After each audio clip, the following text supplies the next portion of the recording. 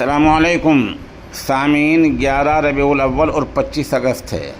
ख़बर का उन्वान है जिस कैदी पर सरकार मेहरबान हो जाए।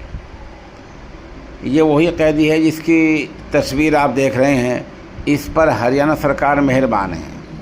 क्यों? इसलिए कि ये 2017 से अब तक 16 बार जेल से पैरोल पर बाहर आ चुका है। ये हरियाणा का रहने वाला है। डेरा सच्चा सौदा का चीफ है।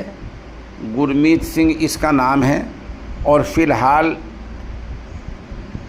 इज़्ज़त लूटने के यानी ज़िना करने के और कत्ल के मामले में रोहतक की सुनावजा जेल में बंद है।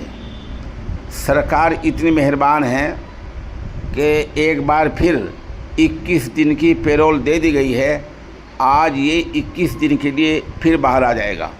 अब से पहले जो मई का महीना गया है तो 1 महीने की पैरोल मिल चुकी है।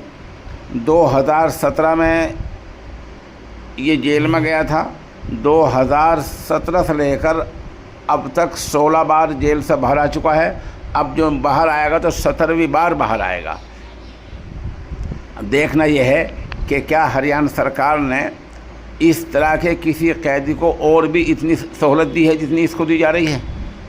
कत्ल का इल्ज़ाम इस पर साबित हो चुका है। इज़्ज़त लूटने का मामला साबित हो चुका है।